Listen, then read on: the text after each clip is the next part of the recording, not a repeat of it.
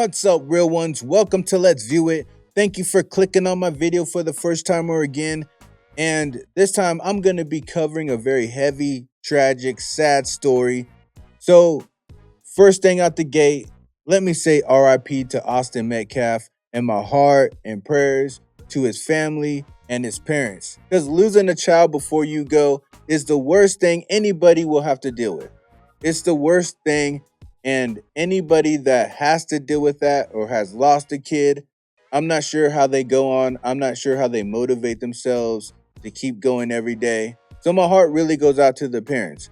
I just wanted to get that out the way because the most important thing about this whole incident is that a young kid lost their life. And the second most important thing is that another young kid possibly ruined his life. All the racist talk and all the BS narratives being pushed, all the lies, all the made up stories, all the he said, she said, all of that is just made up for narratives and for views. And another thing that I want to make clear before I get into this touchy subject, because I can already hear it now, and that is no matter what I say, no matter how you twist it, no matter if you agree with me or disagree with me, I do not condone what Karmelo Anthony did. It was morally wrong. When he meets up with God, God will say what you did was morally wrong. He did not have to do that. There was other options there. But with that being said, I do understand that there is a difference between morally right and wrong and legally right and wrong. Just because you're legally right, it doesn't necessarily line up with morally right. So with that being said, this video I'm doing from the perspective of if it's legally right, because it's clearly not morally right. The question is, in this American government, in that state, is what he did legally right? So if I happen to say something that leans to, maybe him getting off legally, that doesn't mean I condone his actions. I'm just saying these are the laws you guys made. These are the laws that we're supposed to follow. These are the rules of the game. So I'm just shooting it straight. I don't have a narrative, so I'm going to call BS when I see BS. And just in case you don't know about this incident and you didn't hear about it, I'll tell you real quick, very vaguely what it is so we can get into this video. So there was a championship track meet in Texas. I can't remember the city, but it will come up in this video. It was in Texas, and a black kid named Karmelo Anthony ended up stabbing a white kid named Austin Metcalf in the chest through his heart. Austin Metcalf ended up dying. Karmelo Anthony ended up getting arrested, and he said, I did it, but I did it in self-defense. And since we live in this beautiful, non-racist country, something really surprising happened. It was almost like, since it was black on white or white on black, all of America is making it about race. The black kid deleted the white kid because he hates white kids. The black kid deleted the white kid because the white kid was bullying the black kid. Imagine if the roles were reversed. Where's the outcry? I bet he won't even go to prison that long because he's black. The usual suspects aren't taking accountability. Well. And the list goes on and on and on and on. And if anything can be used as race bait, you know Brandon Tatum's gonna jump all over it. Oh, come on. You guys know I can't stand that guy. He's an absolute clown. I know you guys love him. Everybody loves him. They think he's so smart. But he's going to be all over it because Brandon Tatum's whole narrative is the only racist people in America are black people. The most racist people in America are black people. So anytime he could find anything that has a black person doing something to a white person, he's going to use it as fuel to say, see, black people hate white people, and that's why they did it. Literally, a black person cannot do anything to a white person without Brandon Tatum thinking it's because they hate white people. Well, I hate dumb people. So what I'm going to do is I'm going to use Brandon Tatum's clips and let him use his perspective and his take to tell us why he thinks Karmelo Anthony did this to Austin Metcalf. And another reason why I'm using Brandon Tatum's stupid video and take is because I feel like multitasking. This way, I can tell you guys the truth and make him look stupid. So you already know. Let's view it.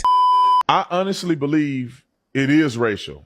The dad don't think it's racial, which I understand why. That's his son or whatever, and he don't want it to be blown out of proportion. I do think it's racial. This idiot got me stopping his video already. Now, Austin Metcalf's dad came out and made a statement, and he told people that he doesn't think this is race related. That's why Brandon Tatum's saying his dad doesn't think it's race related. But I do. Of course you do, Brandon Tatum. Have you ever thought anything different? This is how you make your money. This is how you make your views, by saying black people are racist. And as long as you say black people are racist, I guess anything you say after that just doesn't matter. I think I'm gonna start saying black people are racist before I start saying things. People are gonna be like, Damn, Tyrone's a genius. He thinks black people are racist and water is dry. But it's true, because black people are racist. but that's not even the stupidest thing Brandon Tatum just said. The stupidest thing he said is the reason why the dad said it was racist. Brandon Tatum wants you guys to believe the reason why the dad came out and said it wasn't racist is because his son died and he doesn't want this whole thing blown up. What? Your kid dying is the perfect reason for anything to blow up, right? The last concern you're gonna have is the story about your child getting deleted blowing up. And even if you are concerned about that, you're not gonna be so much concerned about it that you're willing to lie about the reason your kid died. What respectful dad would spread a lie or cover up the real reason his kid died? He's gonna want the truth out there. And furthermore, using my English degree, just kidding, I don't have an English degree. I'm sure you guys can tell that. But if his son was deleted because Karmelo Anthony was racist towards him, that means Karmelo Anthony did it out of hate. What good would it do for the dad to come out and say it wasn't race related? If anything, all that does is open up doors to make his son possibly look bad. Like maybe a bullying situation, a self-defense situation, something like that. Because the dad is removing the race hate off the table. My point being this, there is no logic behind why the dad would say it's not race related if he knows it is, or if he feels it is. No logic. But since Brandon Tatum needs to hang on to his narrative and he has to push this black hate white people crap, he's like, the dad just doesn't want it to blow up. So I understand that. But I'm going to speak the truth for him. Idiot. Because when you look at a track meet in Frisco, Texas, I guarantee you that it's more than just one black person out there in that track meet, especially now that these cities are being flooded with new people moving into them. And allegedly, this kid had already gotten in trouble before for bringing a knife to school. Allegedly, he's not even supposed to be at the track meet. And then how he end up under another tent full of white kids and end up getting in a conversation where he's stabbing one of them and killing them. Let me give you my 2 cents. First, let me take a penny from you, Brandon Tatum. Brandon Tatum listens to a lot of social media. Everything that he just said is stuff that's said on social media. There is hardly any information out to the public about this case. Hardly any. All these extra details about what someone was doing in the past, stealing bags, bullying, whatever the case may be, it's all made up. And Brandon Tatum apparently really trusts social media.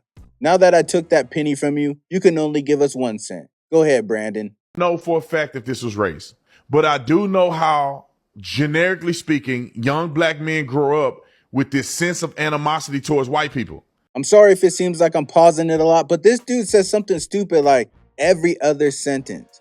Now he just confirmed what I said earlier, right? He just said, I really do believe young black people grow up with this animosity towards white people. I told you, that's what he thinks. He thinks that on average, black people just don't like white people. Like it's normal for black people to not like white people. Brandon Tatum's perspective on race is like if the history was reversed. He acts like black people had white slaves, put white people through Jim Crow, held back white communities, burned down their communities, made laws that unfairly impacted them. That's what he acts like. Because otherwise, why would you make a statement like, I believe that young black people grow up with an animosity towards white people? If you believe that, what does he think the odds are, with all that history I just talked about, that young white people grow up with animosity towards black people? If he really thinks that black people are growing up with animosity towards white people, he has to believe that white people are growing up with animosity towards black people, right? And not only that, it would have to be in greater numbers. So what is the point of even saying that, other than to push a narrative? And I would be quick to argue that one or two things happened. Either he accidentally went under the tent and felt so offended because the white boys were telling him to move from a tent that he don't belong in, and he got mad and stabbed him. Or, this is my opinion, or he goes under the tent intentionally to provoke a confrontation, so then he has a reason to stab somebody. Let me tell you why I say that. Why are you at a track meet with a knife in your hand? Why? So right here, he brings up two different things that are commonly being thrown around on social media. And that is, one, that Karmelo Anthony provoked this whole situation. This whole thing was planned, because why else did he show up to the track meet with a knife? That's the other thing. Why did he have a knife? So let's talk about the knife thing first. The only answer there can be that would help this case would be that he brought the knife to intentionally do what he did. Other than that, there's a million different possibilities you can be coming up with, which, by the way, you should be doing, because we don't know, right? So you should be running through your head all the different possibilities if you're trying to find the truth. But if you're not, you're just going to go with, why else would he have it other than to use it? But obviously, that's a very simple thought and not very in-depth. Maybe he always carried that knife. We don't know that. He could have been carrying that knife all year long. We don't know that. Or maybe he started carrying the knife for protection. Maybe he's been a victim of bullying or racism. We don't know that. Maybe he has to walk through a rough neighborhood to get home. We don't know that either. The point is, there could be multiple reasons on why he has that knife. So just being like, why'd he have that knife? That's not a smoking gun or a gotcha moment. There could be many reasons. No, he shouldn't have had the knife, but that doesn't mean that this was premeditated. So let's move to that part. To everyone that thinks he planned this, he provoked this, he masterminded this whole situation. Are you trying to tell me that you think a teenage kid got a knife, looked at the weather report, said, "Oh goody, it's gonna rain during the track meet, and when it does, I'm gonna go under the other team's tent, and when I do that, two twin white boys are gonna ask me to move. Once they ask me to move, I'm gonna tell them, touch me and see what happens. At that point, that guy's gonna grab me and try to move me, and I'm gonna take this knife and jam it right through his chest. Then I'm gonna get arrested, then I'm gonna admit it, and then I'm gonna explain that it was for self-defense." does that seem realistic? First of all, he went under the tent because there was a rain delay. That's why he went under the tent. Secondly, it wasn't Austin Metcalf's and his brother's tent. It was a team's tent. So if there was a problem with him being there and he wasn't listening to the request for them to move, then they should have got the coach or a security guard, if that's an actual problem that they can enforce in the first place, because it's just a team's tent. And really, the coach would probably look at them and be like, what are you guys, assholes? It's literally raining outside. You know that's why he's under here. But for some reason, we're not emphasizing that part of the story. Like, they walked up to him and was like, "Sir, we need this spot. Can you please move?" I doubt that's how the conversation went, because if they were that nice and respectful to him, I'm sure they would just let him stay dry and stay under the tent, right? That's what any kind, respectful person would do. I wouldn't kick someone out if it was raining just because they're not part of my team. Why would I do that? But also, thinking that he planned this can kind of make the twins look bad, because the odds are Nobody's gonna grab you for sitting under a tent, even if they ask you to move and you don't move. That's not gonna be common. It's not common for people just to grab people and put hands on people. I can probably walk up and down the street and call people stupid, and they're not gonna try to touch me. Most people aren't about that life. Some people are, but most people aren't. So for that to be your master plan is to sit under a tent and say nothing to nobody, and for them to approach you and put your hands on you, that is one hell of a stupid plan that actually worked. Unless there's more info that we don't know, that there's a reason why Karmelo Anthony knew they would come up to him and grab him. That's the only other way that could possibly be planned and actually work. But then again, you're opening Pandora's box to say, what? Did they used to bully you? How did you know that they would grab you? What beef did you guys have before? Now let's stay on track, because I'm not saying any of this is true. I'm not saying this is what I think. I'm just saying all of this is possible when you know nothing. They tracked me with a knife in the first place. Okay, let's get to the news clip. Roll it. Tonight, we have new information from the deadly stabbing at a high school track meet. Since 5 o'clock, Frisco police released the arrest report that details the moment officers arrived at the scene. The arresting officer writes when he reported he had an alleged suspect. The officer said Karmelo Anthony said he did it. According to the arrest report, the tragic event began with the suspect sitting under another team's tent as rain fell and being told to move. A witness told police Anthony immediately opened his bag and reached in, telling the victim, "Touch me and see what happens." When the victim pushed him, witnesses say Anthony pulled a knife from the bag and stabbed Austin Metcalf in the chest. The murder suspect. See, think about this. They say it was raining, so he went under a tent. The tent clearly, this is the crazy thing. The tent clearly shows a team or a group of people that is not your team or your group of people. The entitlement that some people feel is insane. Even if it's raining, nobody owes you anything. Nobody has to allow you to come under their tent. It's raining. Go to somebody else's tent if you're unwelcome. So you don't have the right to be arguing with somebody under their own tent. And then you go into your bag to pull a knife out that you shouldn't have in the first place. You had to track me.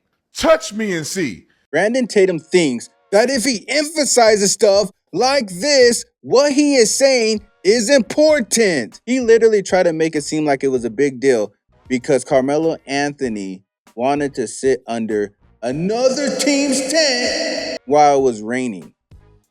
That's not a big deal. I'm surprised someone didn't offer for him to sit under the tent. Or should I not be surprised of that? Why is Brandon Tatum acting like Karmelo Anthony was this drug lord terrorist for wanting to stay out the rain? You know what? Let me put on my detective cap on real quick.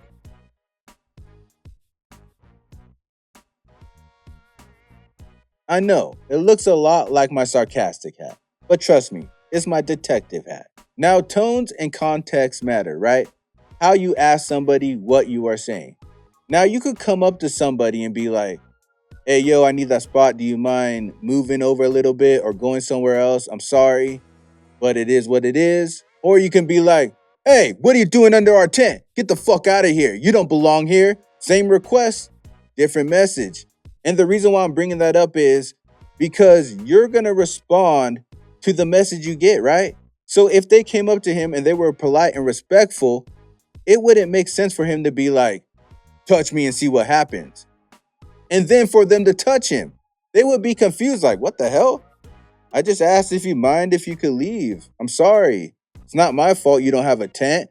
Why the hell you telling me to touch you and see what happens?" Right? But if you walk up with that other energy, "Hey, get the fuck out of here. What are you doing here? You don't belong here. You need to leave now or I'll make you leave. Touch me and see what happens." Hey, it worked that time. It doesn't take a really big brain like mine to figure this stuff out. And again, I'm not condoning what Karmelo Anthony did. I'm just trying to put the most accurate truth out there. The provocation happened When he's under the tent refusing to leave, that is a provocation to start with. You are provoking them to respond to you. In Arizona, that would be an assault. So Again, I'm really sorry for pausing it so much. It's not my fault that Brandon Tatum's an idiot. First of all, why is he saying provoking someone is assault in Arizona? They're not in Arizona. You don't do that any other time. If someone gets in trouble for smoking marijuana or having marijuana in a state where it's illegal, nobody goes, well, in California, it's legal. These type of thought processes aren't normal. They're not logical. The only people who do this dumb type of stuff are grifters and people who are pushing lies. That's why it never makes any sense, and that's why they'll say things that they don't typically say or compare things that they don't typically compare. It literally doesn't matter what the law in Arizona is if you committed a crime in Texas. Why is he bringing that up? But just in case that wasn't enough stupid for you, I'm going to show you a breakdown of what the Arizona assault law is and show you how stupid he is on why he thinks provoking someone is actually assault. And it mainly comes down to the fact that he can't read. Check it out. In Arizona, assault is defined under blah, blah, blah, blah, encompassing intentional, knowing, or reckless actions that cause physical injury, place someone in reasonable apprehension of imminent injury, or involve touching. Now, this is where he got provoking as assault. This is the sentence that was just too big of a formula for his mind to handle. Or involving touching with intent to injure, comma, insult, comma, or provoke. Now, Brandon Tatum apparently is separating insult and provoke. So you can insult someone and it will be assault in Arizona, and you can provoke someone and it's assault in Arizona. But little to Brandon Tatum's knowledge, these two things go with this whole sentence that says, or involving touching with intent to insult, or involving touching with intent to provoke. And I'm sorry that I had to break that down like a third grader, but this is what you got to do when you're dealing with a Brandon Tatum. Provoking someone is not assault. And even if it was, I'm sure sitting under a tent during a rainy delay is not provoking someone, or it shouldn't. And if it did, you have to question, how the hell is someone sitting down not talking to you provoking you? Remember, according to the story, according to what's out there, they came up to him. They initiated the whole confrontation. If they never would have came up to him, then what would have happened? According to the people that think he's doing this on purpose, I guess he would have stuck him anyways? Or do you think the rain would have stopped eventually and he would have went on with his day? That's impossible, right? But anyways, provoking someone is not assault in Arizona, and I'm willing to bet my left nut is not assault anywhere in this country. Maybe I shouldn't make that bet. I like my nuts, especially the left one. So technically, although they may be the first one to touch him, his behavior, his demeanor, the words he's saying to them is provoking a response. You're under somebody's tent. They say you can't be under the tent. You need to leave. The fact that you're refusing to leave somebody's tent, you're already escalating the situation. And it's confusing the hell out of me. I just don't get how he's getting the credit of being the one to instigate this when he wasn't the one that approached people. He just sat down. Are we really getting to a point that we're going to consider sitting down and being quiet provoking? Now, if he's in an area where he literally can't be, where there's a law or a rule about it, that's a whole different thing. But there's no law or rule. These tents just go over the bleachers, and the bleachers are open to the public. The tents don't technically give you right to all that space. You could have a tent that big and only have like 3 people. Then what? You get to tell everybody to get out and that whole squared off area is yours because you put up a tent? No, this is not a big deal. It's not unheard of for people to try to squeeze into a tent when it's raining or if it's very hot and they're looking for shade. It's not unheard of. Why are they acting like this dude was a terrorist for sitting down under a tent? Already escalating the situation. And then you tell them, touch me and see what happens. So they cannot remove you from their tent and stand their ground in their tent without you stabbing and killing one of them. That's why he went to jail. Now, because he black, they may let him out. Man, I pause his videos way too much. This guy just stupid thing after stupid thing. Who writes his stuff? Why the hell did he say they'll probably let him out early or give him a lesser sentence because he's black? How do you come to that conclusion? What in our history, what part of black people get longer sentences? White people get off more? What part of that does Brandon Tatum not understand? Everybody knows black people get disproportionate sentences and less leniency in the court system, but he's so dumb that he wants to push a narrative that apparently all of America is here to serve black people and make sure that we have it easy. He'll completely ignore facts just to push his narrative. That's why I can't stand him. I don't know any black people that are like, who cares if I get in trouble? They're just gonna let me off easy. Woo! Why he went to jail, wrote a clip. Reportedly asked police on the scene if what happened could be considered self-defense and asking if the victim was going to be okay. This is the father of the deceased child, wrote a clip. Take me through, as far as you know, the events of this morning. What happened? How did you get the call? How did you figure out what happened to your son? Well, it started with a call from his football coach who was not at the track meet and said, I think Austin has been stabbed. And I said, where at? And he said, Kukendall Stadium. I said, I'm on my way. So I drove up there, went through a load of police officers, and was able to see my son on the gurney with a huge hole and blood all over him, and they were pumping him. He wasn't breathing, and his eyes were rolled back in his head. So I had to find his brother. They're twins. And so I found Hunter and tried to get him under control as best we could. And then I loaded him up in my car, and we drove to the hospital as quickly as possible. And we waited. And when the doctors came in and said that he didn't make it, it was tough. My son took it extremely hard. I'm still in shock, to be honest. I mean, I'm numb. So it really hasn't hit me. I don't believe any parent should ever have to bury their child.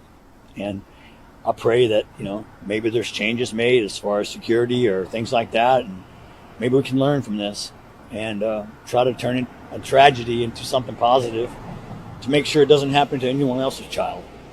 I don't want parents to feel like I feel today. So I've already forgiven the person who stabbed him. God's going to take care of everything. God's taking care of my son. I kissed him. When I kissed him goodbye for the last time,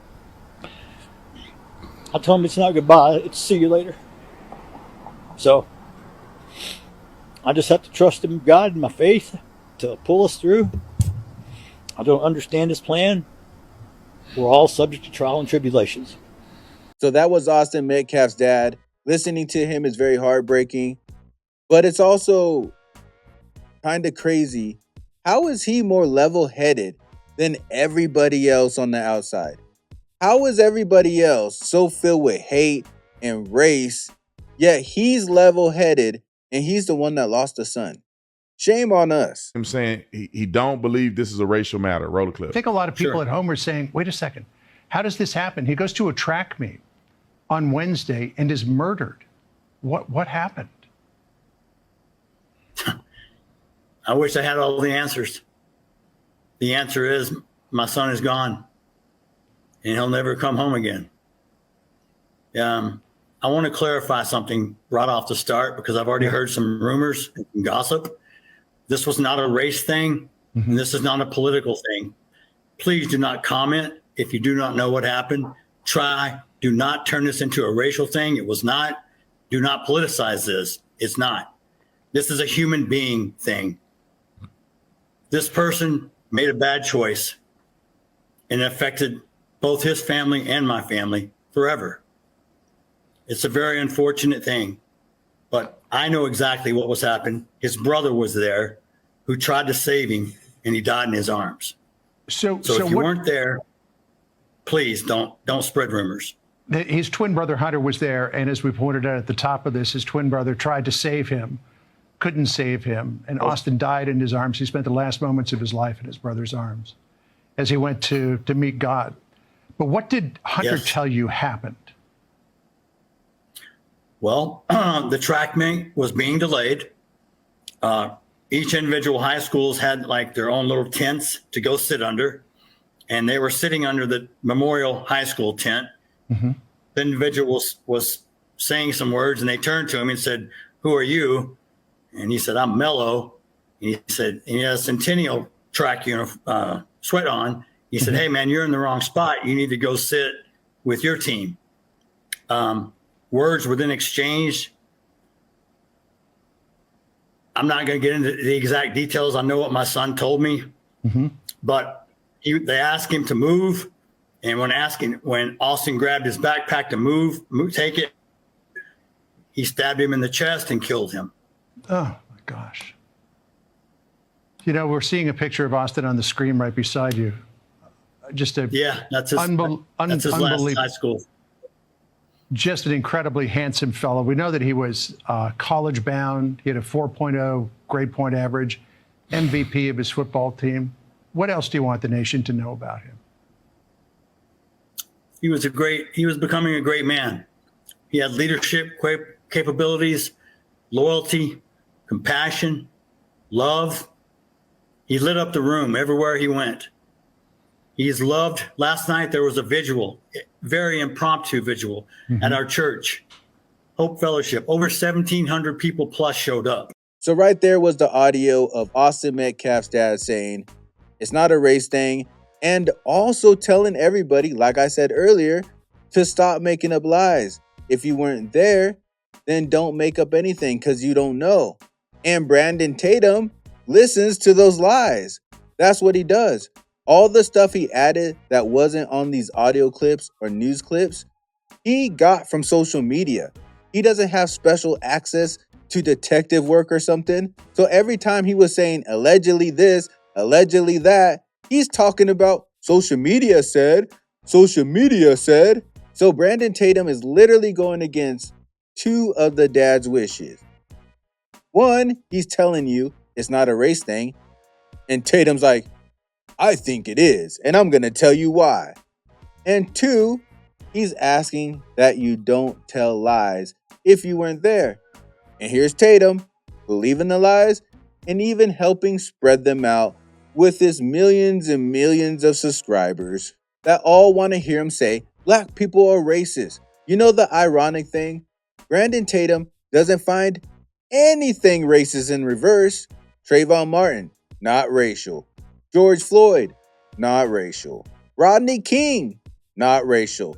Martin Luther King, not racial. I'm not even over exaggerating. This guy has literally said it might have been worse back in the days. Maybe. Who knows? Because he wasn't alive back then. That's how far off he is in his own narrative. So far off that he can't even admit that it was worse back in the days. Shame on you, Tatum, but I talked enough, pausing his video 1,000 times. Again, I'm so sorry, but blame it on him. He's the idiot that literally can't say 10 sentences without sounding stupid. But let me lay out this incident for you guys for real. There's not that much out there right now. Not that much has been released. All we know is that the twins approached him. Austin Metcalf told him to move, and whatever words he used, it got a response for him to say, if you touch me, see what happened.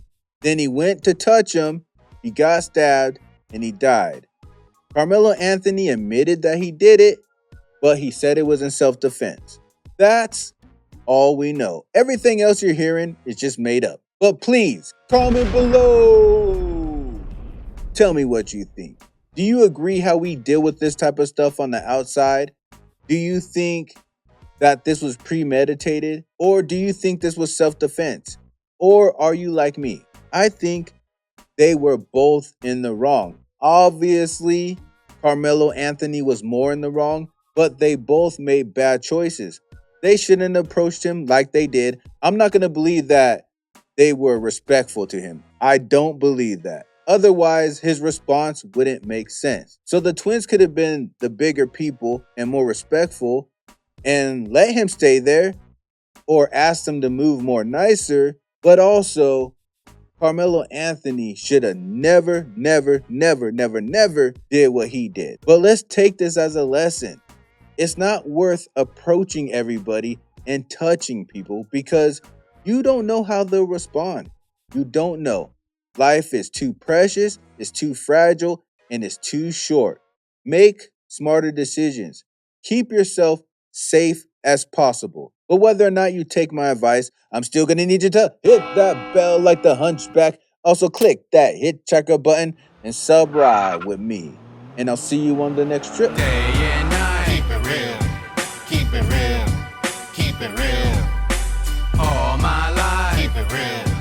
Keep it real. Keep it real. Can't help I. Keep it real. Keep it real. Keep it real. That's why I. Keep it real. Keep it real. Keep it real.